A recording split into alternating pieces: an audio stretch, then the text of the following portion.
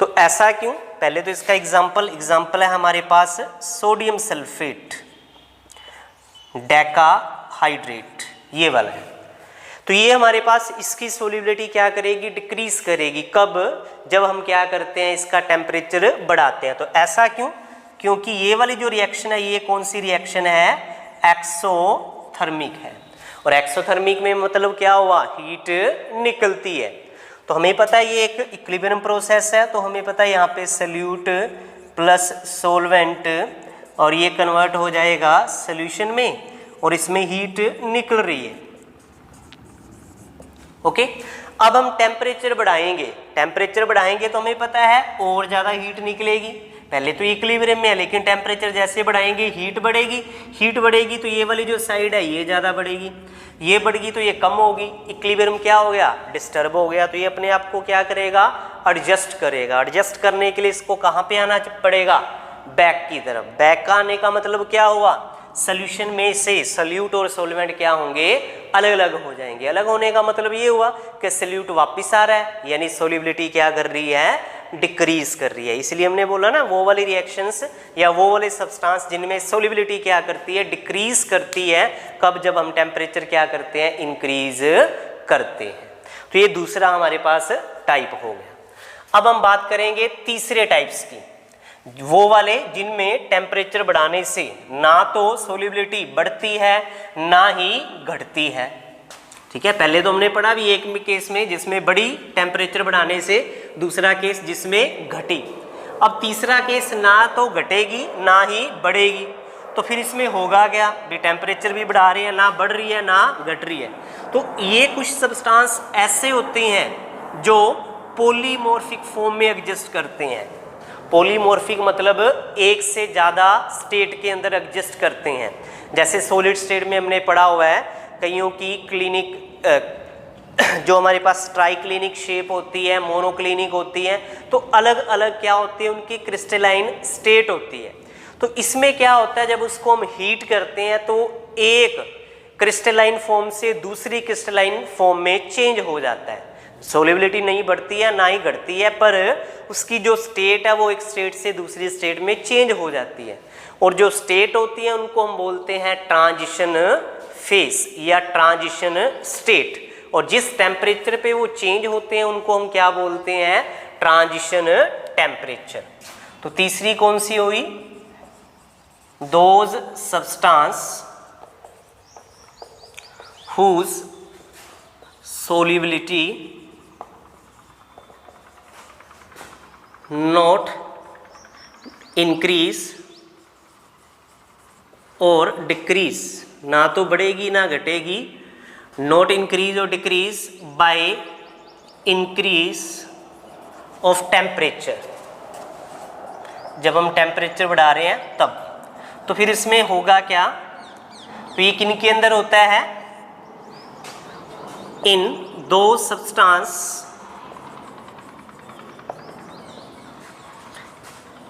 which are exist in more than one phase, यानी वो एक से ज़्यादा स्टेट में एग्जिस्ट करते हैं। जैसे एग्जांपल है हमारे पास सोडियम सल्फेट डेकाहाइड्रेट।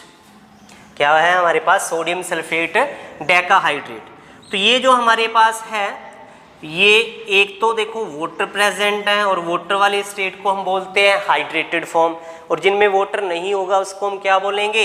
एनहाइड्रेटेड या एनहाइड्रस कंडीशन।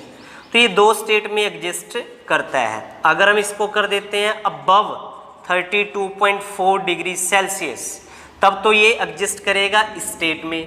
लेकिन अगर हम क्या कर देते हैं, इससे नीचे कर देते हैं, तो ये वापस किस स्टेट में आ जाएगा? इसमें। मान लो ये अल्फा स्टेट है, ये बीटा। तो टेम्परेचर बढ़ाने से क्या हुआ? सोल्युबिलिटी पे कोई इफेक्ट नहीं पड़ा, पर ये अल्फा स्टेट से क्या हो गया? बीटा स्टेट में चला गया। या हमने कम किया तो ये बीटा से वापस अल्फा में आ गया। तो इस तरह से ये वो सब्सटेंस हो जाते हैं जिनकी सोल्युबिलिटी ना तो घटी ना बढ़ी, पर इनकी स्टेट जो है वो चेंज हो जाती है। इन स्टेट को बोला जाता है ट्रांजिशन स्टेट या ट्रांजिशन फेस, और जो टेम्परेचर है उसको बोलते हैं ट्रांजिशन टेम्परेचर। तो तो ये हमारे पास टॉपिक खत्म होता है कि कौन कौन से फैक्टर अफेक्ट करते हैं सोलिबिलिटी जो है वो हमारे पास सॉलिड की लिक्विड के अंदर। अब आगे हम बात करेंगे, जैसे हमने सॉल्यूशन जो है डिस्कस किया सॉलिड का लिक्विड के अंदर, अब हम बात करेंगे solution of gas in liquid. तो इसमें भी हम उसी तरह से डेफिनेशन सोलिबिलिटी की और कौन कौन से फैक्टर अफेक्ट करते हैं उनके बारे में डिस्कस करेंगे। तो सबसे पहले सोलिबिलिटी। तो सोलिबिलिटी क्या होगी, अब गैस है तो गैस हमें पता है वॉल्यूम में लेंगे हम, वॉल्यूम हम मिलीलीटर में या सीसी यानी क्यूबिक सेंटीमीटर किसी में भी ले सकते हैं। तो ये क्या होगा हमारे पास, it is the maximum amount of solute in CC यानी क्यूबिक सेंटीमीटर क्यूब, या हम इसको मिलीलीटर में भी ले सकते हैं, कोई भी यूनिट ले लो। Solute in CC which can be dissolve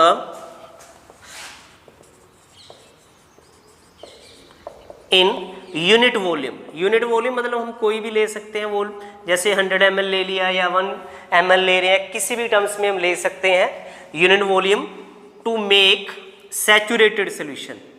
solution हमने क्या बनाना है, सैचुरेटेड बनाना है, और वही कंडीशंस एट फिक्स्ड या एट पर्टिकुलर टेम्परेचर, उसे हम क्या बोलेंगे, उसकी सोल्युबिलिटी। अब उसी तरह से हमारे पास आ जाएंगे फैक्टर्स, कौन कौन से फैक्टर अफेक्ट करते हैं। तो 3 फैक्टर हैं। Number 1 nature of gas, number 2 temperature, और नंबर 3 प्रेशर। तो ये हमारे पास 3 फैक्टर हैं। तो सबसे पहले हम बात करेंगे नेचर ऑफ गैस की। तो ये वही सेम लाइक डिसोल्व लाइक। तो कई गैसेस तो जैसे वाटर के अंदर डिसोल्व हो जाते हैं, जैसे हमें पता है CO2 या हमारे पास सल्फर डाइऑक्साइड गैस है या अमोनिया है, ये इजीली से डिसोल्व हो जाती है वाटर के अंदर। पर हाइड्रोजन हो गई गैस या नाइट्रोजन है या क्लोरीन है, ये जल्दी से डिसोल्व नहीं होती। तो ऐसा क्यों, like dissolve like. Hydrogen gas है, ये हमें पता है ये क्या होती है, नॉन पोलर, पर वाटर हमें पता है क्या होता है, पोलर होता है, तो इसलिए ये नहीं घुल पाती।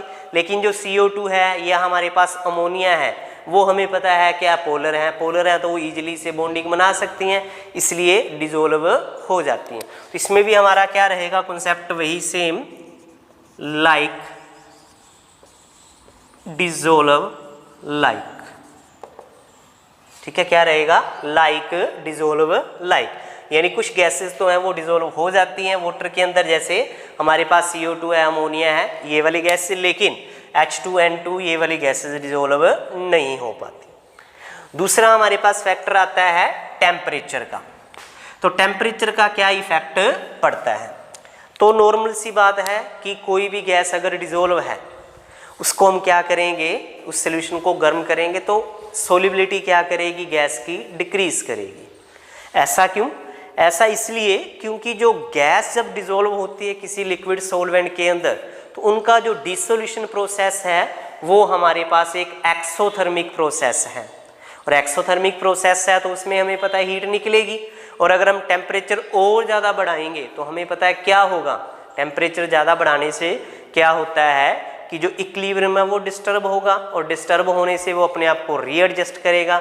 रीएडजस्ट करने के लिए क्या होगा, वो बैकवर्ड की तरफ आएगा। मींस गैस जो है वो सोलवेंट में से निकलेगी और वापस सोल्यूट और सोलवेंट में अलग हो जाएगी। तो इसका मतलब यही हुआ कि सोलिबिलिटी क्या करेगी, डिक्रीज करेगी। यह सीधी सी बात है कि जब हम गर्म करेंगे तो क्या होगा, जो गैस पार्टिकल होते हैं वो ऊपर ही होते हैं, तो उनको जैसी एनर्जी मिलेगी वो काइनेटिक एनर्जी उनकी कन्वर्ट हो जाएगी और वो क्या हो जाएंगे, एस्केप हो जाएंगे।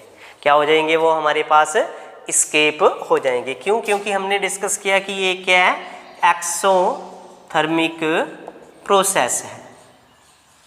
और हमें पता है क्या होगा, हमारे पास सल्यूट है प्लस में गैस, और ये क्या हमारे पास एक इक्विलिब्रियम प्रोसेस है, तो क्या बनेगा सॉल्यूशन, और प्लस में क्या निकलेगी हीट।